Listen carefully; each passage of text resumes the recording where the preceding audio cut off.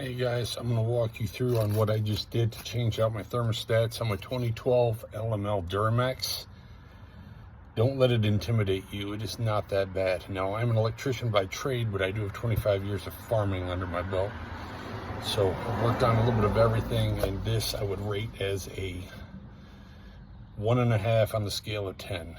Do not pay a garage to do this. You can handle it. If you can change your fuel filter, you can do this job. So with that being said, I will walk you through exactly what I did to do this job. It took about 45 minutes. Here's my genuine GM part numbers. I personally wouldn't save the $10 or $15 with going with the budget thermostats. Get yourself the original GM. If you're doing the job, just do it. Put what was in there originally. These lasted 94,000 miles. Like I say, it's a 2012, so the truck is 13, 14 years old. These will be the tools you need, literally. 13 millimeter, 3/8 drive, 12-inch extension, magnet, very important magnet, 13 millimeter box end wrench, channel locks, and because I like to butter things up, because I know I'll be back into them eventually sometime in my life, a little bit of copper anti-seize. First thing you'll want to do is drain your coolant. Now, I got crafty and decided to use the old evac pump and try to pump down the coolant tank. It don't work. It got the coolant tank empty, but it did not empty the system enough to get below the level for the thermostats, and I do not like to make a big mess if I can help it. So this is where it comes to changing your fuel filter. If you can change your fuel filter, you can pull your lower radiator hose.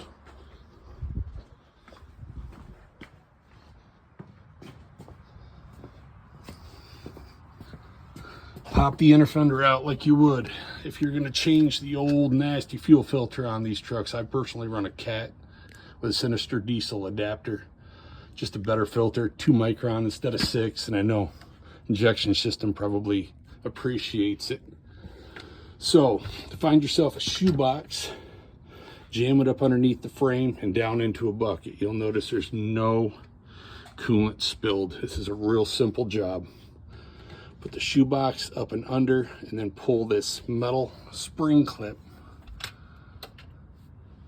right here very carefully out. Don't spring it open, just pull it straight out and set it aside where you will not lose it. And get behind the hose and the radiator and slowly pry it out. You will get a fair amount of coolant out. Now, I got probably a half gallon out before it airlocked. Once it airlocked, I was getting no more coolant, so I had to come up above and remove the upper radiator hose to allow coolant to start flowing again, to where I drained out probably 1.5 gallons of the Dexcool coolant. Now, with that done, you can come around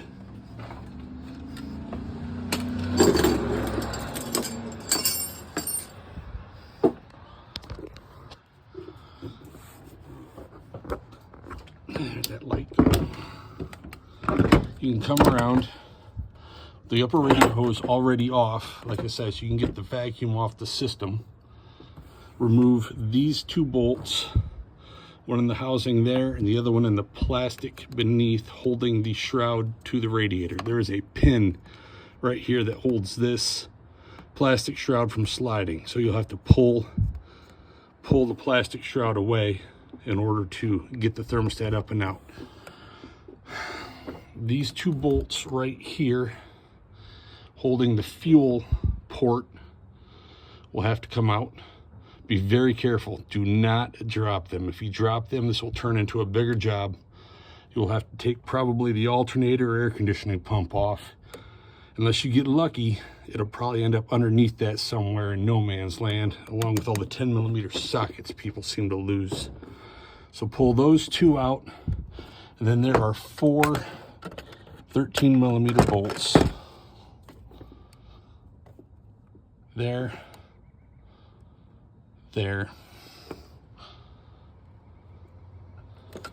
Right there, and the last one lives right back here ahead of the hose. Remove those, but do not take them out. Use your magnet to lift them up and out. Like I say, you do not want to drop those. I can see major nightmare if you lose one of those bolts into no man's land. And those 4 bolts are all the same size, so you don't have to worry about order. As far as these 2 bolts here, that's a longer one. This is the shortest one of all of them into the thermostat housing. So from there, you pop this little plastic sensor with a clip up and out of this holder. Trying to make this as clear as I can, and just lay it back in this mess. Take your fuel port, twist it up, wad it up over back here. You do not need to bend your air conditioning lines. They can stay perfectly in place. Nothing needs to get tweaked. That's aluminum. So with all the bolts out, the fuel out of the way, this little sensor down here out of the way, just grab a hold of the neck and pull back on your plastic shroud, because remember I said there's a pin into this. So pull back on the plastic shroud and lift up fairly stout on this aluminum neck. It was stuck down pretty good. Obviously 14 years of never being apart. It took a little bit of an oomph to get it apart, but once it broke free, it came up and out, which then brought you down to the 2 thermostats inside here. Your back thermostat is different than the front one. The back thermostat will have 2 holes. The 2 holes go toward the rear end of the truck. Put the sidebar horizontal to the front tires. The 2 holes have to go toward the rear. I think it's kind of impossible to put it in the wrong way, because the thermostat will not set flat in the housing. So as long as the holes are toward the rear, the thermostat will lay flat. Make sure your gaskets are off of the old housing, the housing below and the housing up above. Mine happened to stick to the lower part. I had to pry them out. So make sure your old gaskets are off. And the front thermostat, it can go in really any which way you want it to. There's no holes. It's just a universal thermostat. It's your low temperature. But I put it in horizontal again so that the sidebars were with the left and right front tires. And just put the housing back on and bolted it down. Use your handy dandy magnet to lower your bolts back down and in. Like I say, you do not want to drop those. Put your 13 mil on, snug them down, give them one ugga-dugga, I'd call it. Nothing too crazy, just a little bit of force on them. Put your front bolts back in, your pin, and probably the trickiest bolt of all of them was this lower one that holds the fuel port on. It was kind of tricky because there's not a lot of room between the air conditioning bracket and that bolt. That's where you have to use the box end wrench. So put your box end on there, very carefully get out, do not drop it. And same with putting it back in, put it back in very carefully, start it a few threads so you do not lose it. Now, I haven't put coolant back in this yet. She's still empty. I got to go mix up some 55th Dex Cool. But as far as filling it back up, obviously funnel in there, start pouring your Dex Cool in. And what I like to do is just grab your upper hose and just start squeezing and working all the bubbles out. So you might want to overfill your coolant tank a little bit so that the backside starts to fill, because you are going to have to rely on some of that coolant in the back half to get pulled back into the system once all the air bubbles are worked out. Either that or just carry a little coolant in the back seat of the truck with you, fill it up when it cools down.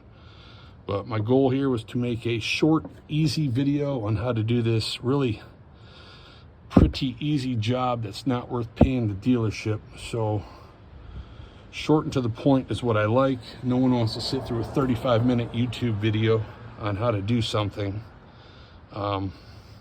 when you can grab a shortened version that breaks it down. Like I say, don't let it intimidate you. It is not that bad. All right, see ya.